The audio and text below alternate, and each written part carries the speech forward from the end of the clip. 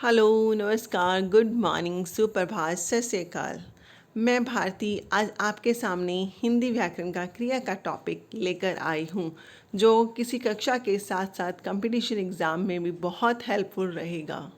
देखो, ग्रामर वह चीज़ होती है जो आपको किसी भाषा को जानने के लिए, सीखने के लिए सीखनी बहुत ज़रूरी है, क्योंकि जब तक हमें ग्रामर नहीं आएगी हम उस भाषा का प्रयोग अच्छे से नहीं कर पाएंगे। इसलिए ग्रामर को सीखना बहुत ज़रूरी है। उम्मीद करती हूँ कि यह वीडियो आपको पसंद आएगी, तो आप इस वीडियो को शुरू से लेकर अंत तक ज़रूर देखिएगा। तो चलो अब हम शुरू करते हैं क्रिया की परिभाषा, उसके भेद और उदाहरण। सबसे पहले हम क्रिया की परिभाषा करेंगे। जिन शब्दों से किसी कार्य का करना या होना व्यक्त हो उन्हें क्रिया कहते हैं, जैसे रोया, खा रहा, जाएगा आदि।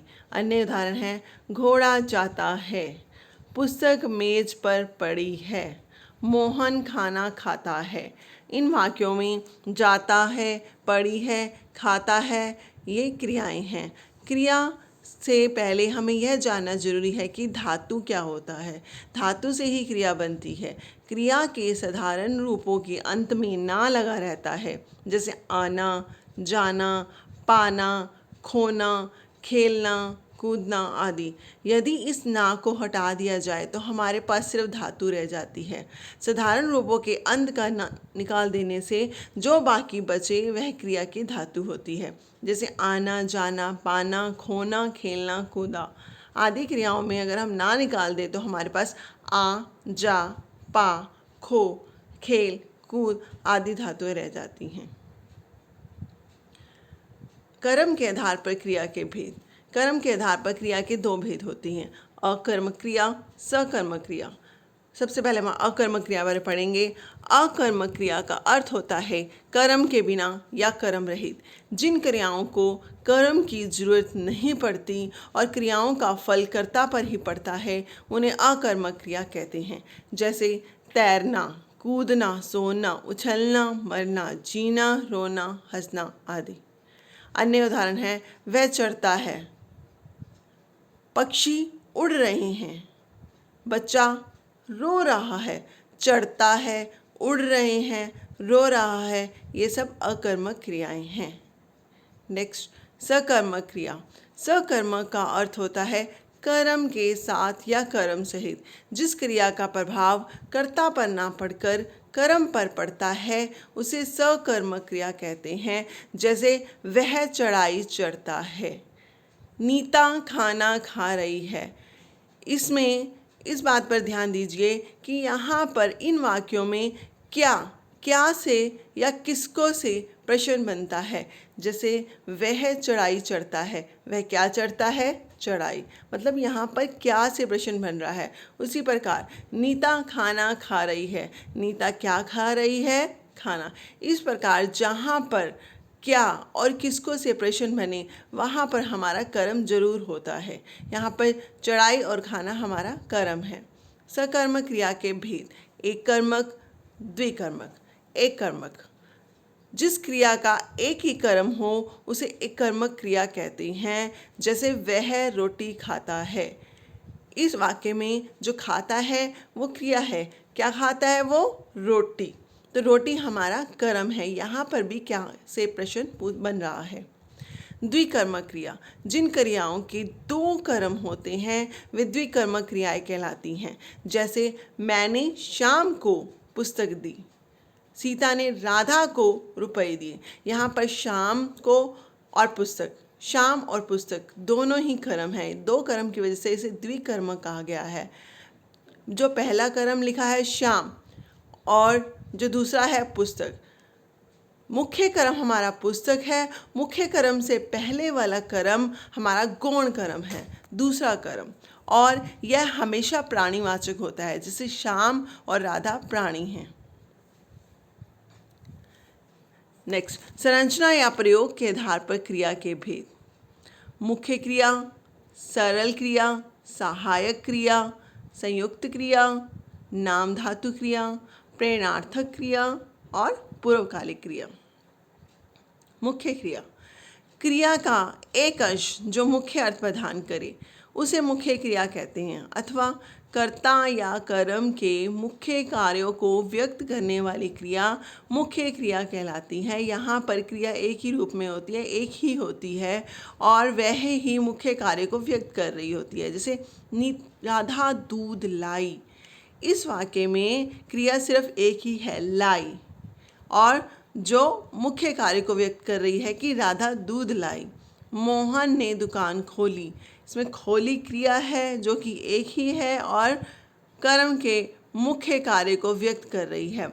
उपयुक्त वाक्य में लाई और खोली शब्द कर्ता या कर्म के मुख्य कार्य को व्यक्त कर रही है, अतः ये मुख्य क्रियाएं हैं। नंबर 2, सरल क्रिया। सरल क्रिया उसे कहते हैं जो भाषा में रूढ़ शब्दों की तरह प्रचलित होती है। इस क्रिया को हम मूल क्रिया भी कहते हैं, क्योंकि ना तो यह क्रिया किसी अन्य क्रिया से व्युत्पन्न हुई है, ना ही यह एक से अधिक क्रियाओं के योग से बनी है, इसलिए इसे हम मूल क्रिया कहते हैं। जैसे कि जो धातु में ना जोड़ने से बनती है, आना, जाना, लिखना, पढ़ना आदि, ये रूढ़ शब्द ही होते हैं। नेक्स्ट 3rd है सहायक क्रिया।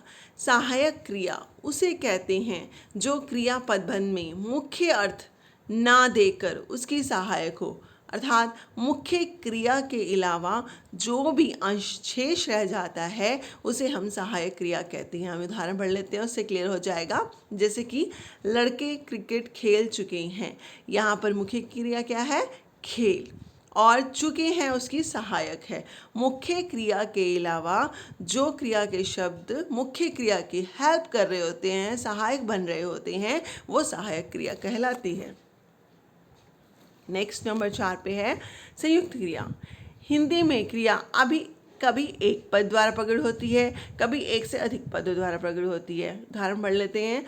मोहन आया, इसमें आया क्रिया एक ही पद वाली है। मोहन आ चुका है, आ चुका है में 3 पद हैं, आ चुका है। अतः हम कह सकते हैं कि जब 2 या 2 से अधिक क्रियाएं आपस में मिलकर एक पूर्ण क्रिया बनाती हैं, उन्हें संयुक्त क्रिया कहते हैं। और एग्जाम्पल हैं, मैं दिल्ली गया था।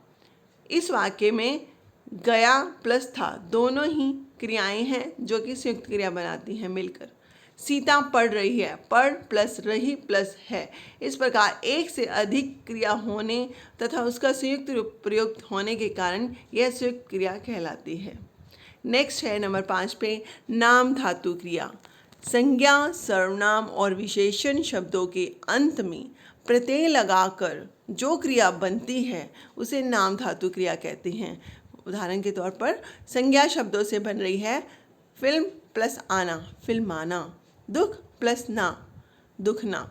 फिल्म जो है हमारी जातिवाचक संज्ञा है, उस संज्ञा से क्रिया बनी है फिल्माना। दुख जो है भाववाचक संज्ञा है और उससे क्रिया बनी है दुखना। उसी प्रकार विशेषण शब्दों में 60 जो कि हमारी संख्यावाचक विशेषण है, 60 प्लस इयाना सठियाना बना। गरम जो कि हमारा गुणवाचक विशेषण है, गरम प्लस आना गरमाना। उसी प्रकार सर्वनाम शब्दों में अपना प्लस आना अपनाना। इस प्रकार यह क्रिया संज्ञा, सर्वनाम और विशेषण के अंत में प्रत्यय लगाकर बनती है। नेक्स्ट है नंबर 6 पर प्रेरणार्थक क्रिया। जब कर्ता अपना कार्य स्वयं ना करके किसी अन्य को करने की प्रेरणा देता है तो वह प्रेरणार्थक क्रिया होती है। जैसे पिता ने बेटे से अखबार मंगवाया, मालकिन नौकरानी से सफाई करवाती है। यहाँ पर मंगवाया और करवाती है प्रेरणार्थक क्रियाएं हैं, क्योंकि इनमें काम स्वयं ना करके किसी दूसरे से करवाया जा रहा है। प्रथम वाक्य में पिता स्वयं अखबार न लाकर बेटे से मंगवा रहे हैं, वहीं दूसरे वाक्य में मालकिन स्वयं सफाई न करके नौकरानी से करवा रही है। ये प्रेरणार्थक क्रियाएं हैं। नेक्स्ट है पूर्वकालिक क्रिया। वह क्रिया जिसका पूरा होना दूसरी क्रिया से पूर्व पाया जाता है उसे पूर्वकालिक क्रिया कहते हैं, अर्थात यह मुख्य क्रिया से पहले आने वाली क्रिया है। पूर्व आने वाली क्रिया मूल धातु के साथ कर लगाकर बनती है। उदाहरण करेंगे, क्लियर हो जाएगा। जैसे कि गीता ने सुनकर कविता लिखी।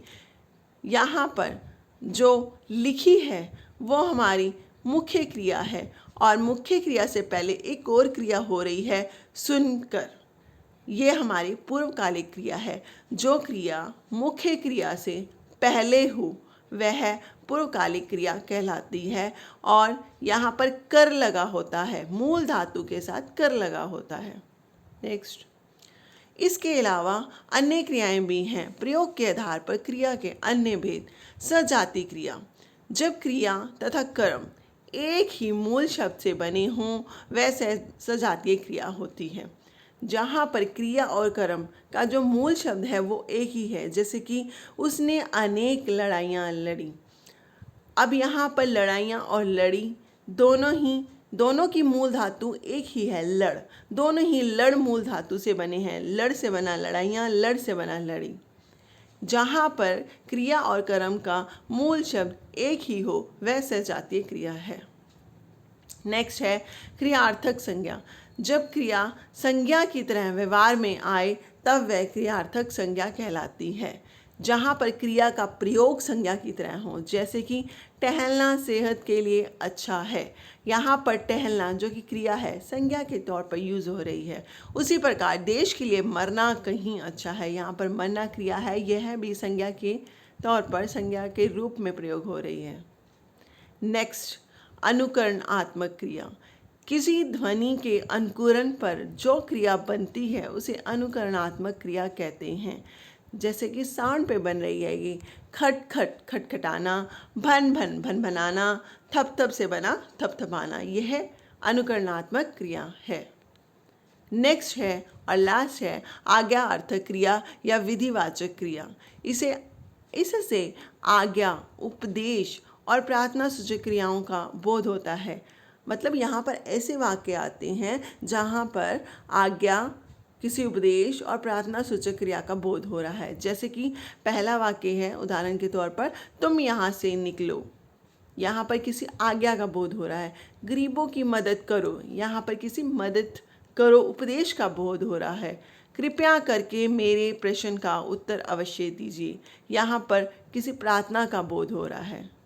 तो ये थी हमारी आज की वीडियो। धन्यवाद। उम्मीद है यह वीडियो आपको पसंद आई होगी और पसंद आई है तो लाइक और सब्सक्राइब करना ना भूलें। धन्यवाद।